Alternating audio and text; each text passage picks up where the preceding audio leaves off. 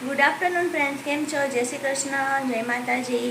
ચેતન હરિયા બ્લોગમાં તમારું સ્વાગત છે. તો જો આપણે અત્યારે સીધા છે ને સાંજે રસોઈના ટાઈમે મળ્યા છીએ અને આજે આપણે કંઈક મસ્તની વાનગી બનાવવા જઈ રહ્યા છીએ જે બધા નાના મોટા બધાને ભાવે.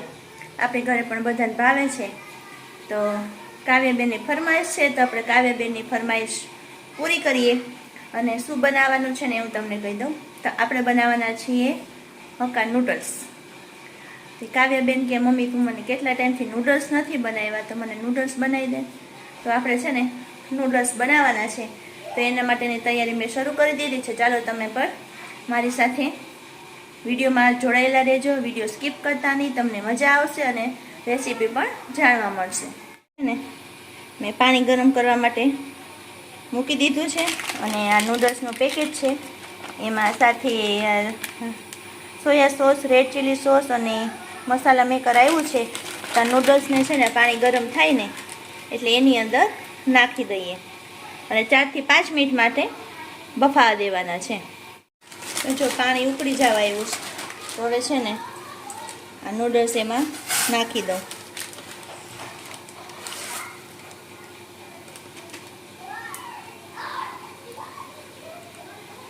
થોડું મીઠું નાખી દઈએ અને થોડું તેલ નાખી દઈએ એટલે નૂડલ્સ છે ને એકબીજા સાથે ચીપકે નહીં.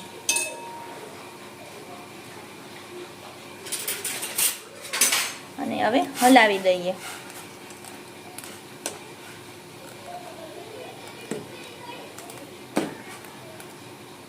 થોડીક વાર એને બફાવા માટે રાખી દઈએ.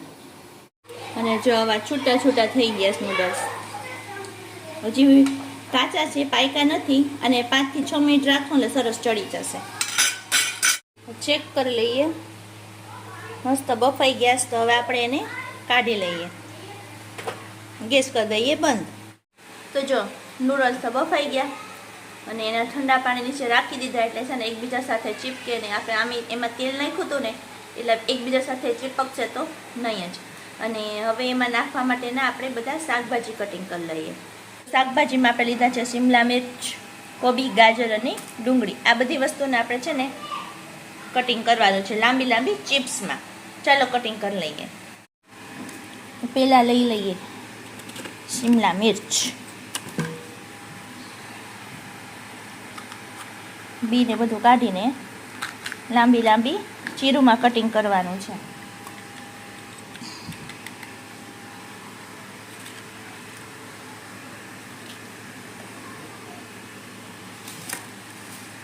જો આ રીતની લાંબી લાંબી ચીરુમાં કટિંગ કરવાનું.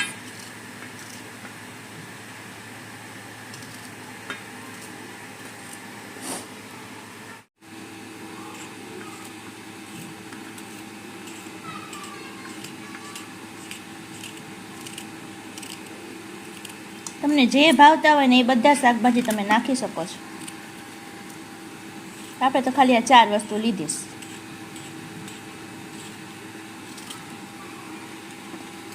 હવે કોબીનું કટિંગ કરી લઈએ. ખરાબ પાંદડા પહેલાં કાઢી નાખો.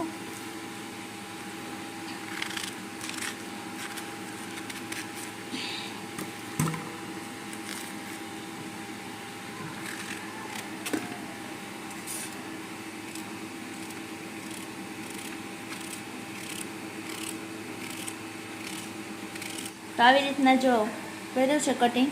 તો હવે આ ડુંગળી અને ગાજર બાકી છે એનું પણ કટિંગ કરી લઈએ. તો બધું કટિંગ થઈ ગયું છે. કોબી, ગાજર, ડુંગળી અને શિમલા મિર્ચ. તો ચાલો હવે બધું છે ને થઈ ગયું છે રેડી. તો બસ હવે આને ખાલી વઘાર કરવાનો છે. તો ફટાફટ વઘાર કરી લઈએ. તો કાવ્યાબેન પણ આવી ગયા છે બહાર રમીને. હું કરસ તું? એટલે ટી શર્ટથી કરવાના? તાર પાસે કઈ કપડા જ ન હોય? કા રૂમાલ નથી? રૂમાલથી ઓગરા પડી જાય. અને એટલી આવે કોણ યાદ કરતો હશે? પાણી પીતો કોણ? નાનાજી. નાનાજી ન હોય, દરરોજ ન કરે કઈ. કરે જ ને, હું કામ ન બે કરે? વાર થોડી કરે. એવું છે? એ તો જ્યાં યાદ આવે ત્યાં યાદ કરે, એવું થોડું હે? તો જો તારે ફેવરિટ વસ્તુ બનાવું જો. અચ્છા. જો જોયું? બેન જોવે છે. સાચવી. તો તું બનાવવાની ને? હા. હું નો તને આવડે છે વઘારતા? હા. બધું નાખી દેવાનું થઈ જાય. તો સારું, ચલો જો આપણા નૂડલ્સ પણ એકદમ છૂટા છૂટા થયા છે. છૂટા. હા, ચીપકું નથી થયા. અને આ શાકભાજી પણ કટિંગ થઈ ગયું છે. ચાલો વઘાર કરી લઈએ. વઘાર માટે તેલ મૂકી દઈએ.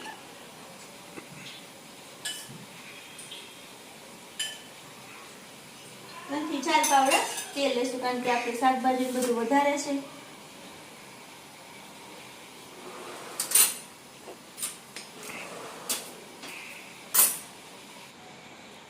તો જો તેલ આવી ગયું, થોડાક બેન નજીક આવતા રહ્યો. બધા વ્યુઅર્સને બતાવો આપણે કઈ રીતના વઘારીએ છીએ. આ તેલ છે. તેલ આવી ગયું તો પહેલા થોડુંક જીરું નાખી દઈએ, અને પછી છે ને કટિંગ કરેલા શાકભાજી બધા એક હારે જ નાખી દઈએ, તોય ચડી જશે.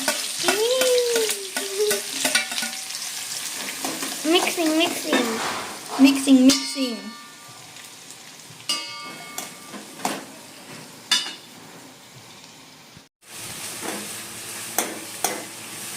બધા શાકભાજી છે ને આપણે ચડવા દઈએ. કેવું કલરફુલ લાગે છે, એકદમ ગ્રીન ને ઓરેન્જ ને વ્હાઈટ ને. અને આ શાકભાજીના પ્રમાણનું જ મીઠું નાખવાનું છે, કારણ કે આપણે એમાં સોયા સોસ ને નાખશું ને તો એમાં ઓલરેડી મીઠું હોય જ છે, એટલે થોડુંક એવું જ મીઠું આપણે એડ કરશું.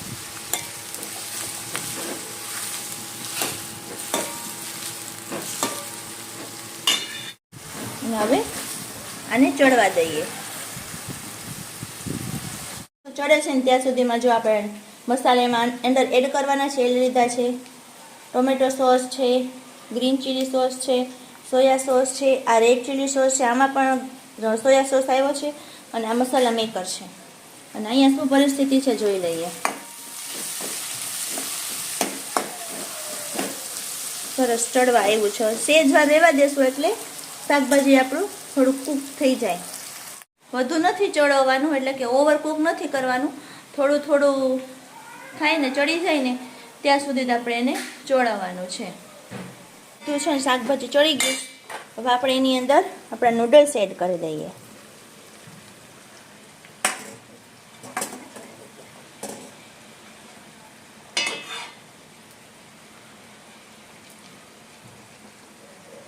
હવે બધા મસાલા એડ કરી દઈએ.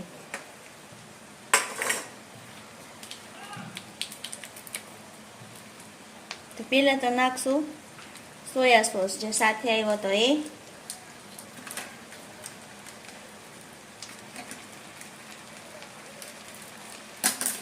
પછી આ છે રેડ ચીલી સોસ.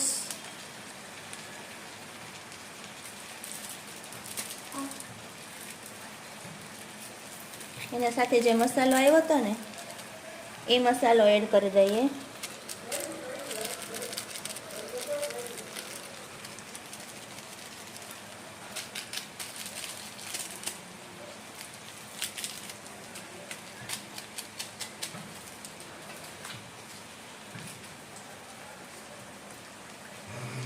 આ છે ગ્રીન ચીલી સોસ, અને થોડો સોયા સોસ નાખી દઈએ હજી.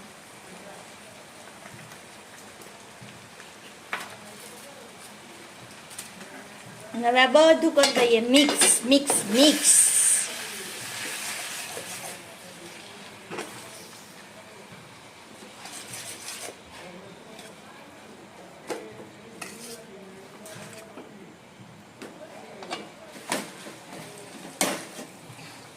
સરસથી મિક્સ કરી લઈએ ને એટલે આપણા નૂડલ્સ રેડી છે. એમાં ટોમેટો કેચઅપ નાખવાનો છે, તો પહેલાં આટલું બરોબર મિક્સ કરી લો.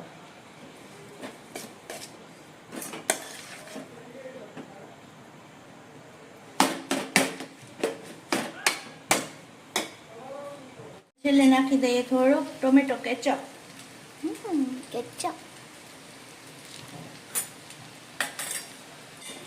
કરી દઈએ મિક્સ.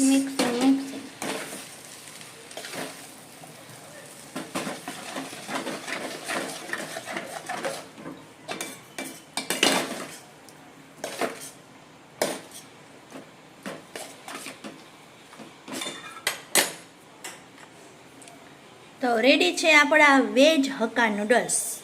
જમવા માટે બેસી ગયા છે ને આપણા બે કાવ્યાબેન પણ બેસી ગયા છે. ઓહો હો ઓહો, એટલું બધું વાકું વળવું પડશે. જાવ જેવો કેવું છે ટેસ્ટમાં? મસ્ત છે ને? મંડો ખાવા જો.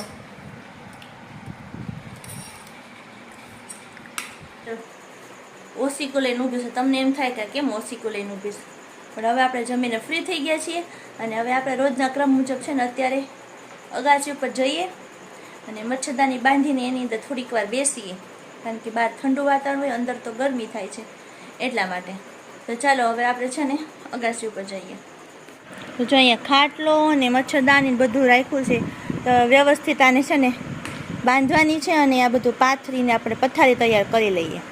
તો જો મસ્ત મજાની આપણે મચ્છરદાની બાંધી લીધી છે અને અંદર બેસી ગયા છે, કારણ કે બહાર બહુ મચ્છર છે અને ઉપર પંખો પણ શરૂ કરી દીધો એટલે ઠંડો ઠંડો પવન આવે અને મચ્છરદાની હોય એટલે કંઈ મચ્છર તો અંદર આવે નહીં. તો આપણે થોડીક વાર અહીંયા સૂશું અને બસ વાતાવરણનો આનંદ લેશું, ઠંડકનો.